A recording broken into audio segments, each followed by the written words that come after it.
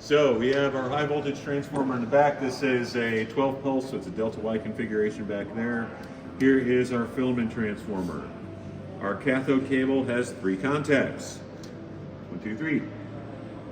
Anode cable only has 1. That's because all 3 connections are shorted together at the bottom of this socket. There's a little metal disc on there that you can see, right? Here's our little motor. This little motor is what drives our taps from one tube to the other.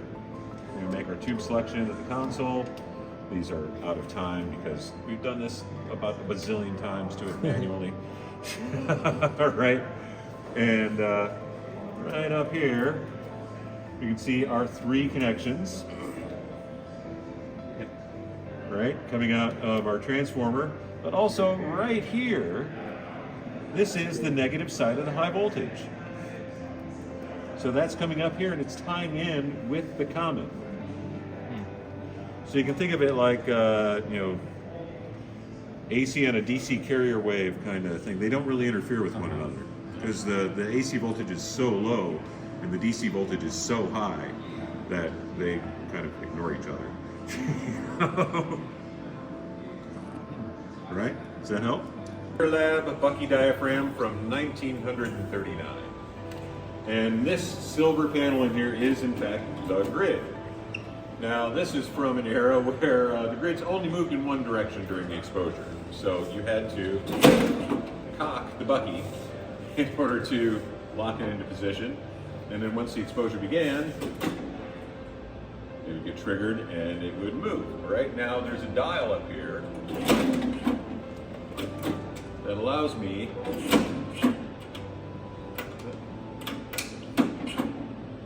adjust the speed at which this moves. All right, it's very reliable.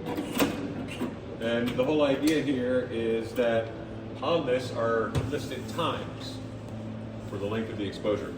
The whole idea is I don't want this to reach the end of its travel before the end of the exposure.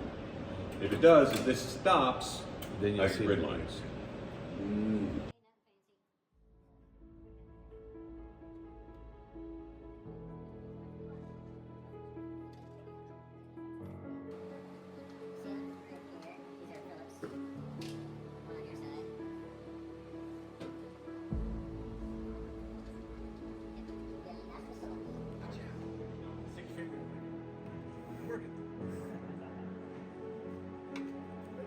Right, so now in the book it tells you, one of the first things it tells you is to power everything off. If I power everything off, that's fine, but then I got to go through a whole bunch of trouble to really secure everything and like strap this thing down to the table, and or a lot of times there's locking mechanisms up top that I can use to lock this into position, because we have to take into account the fact that we're about to remove the collimator, right?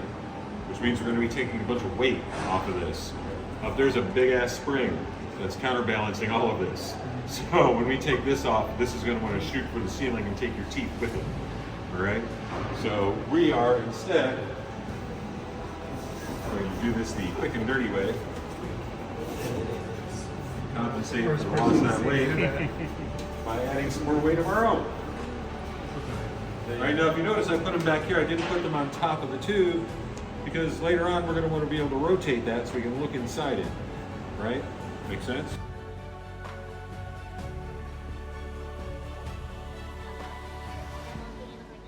I'm going to bring this out this way. And we're going to rotate.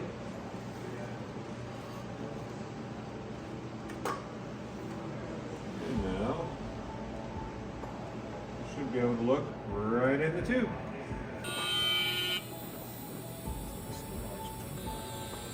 So that's a large prep? So you're on the large one right now, right, Dave? Yes, sir.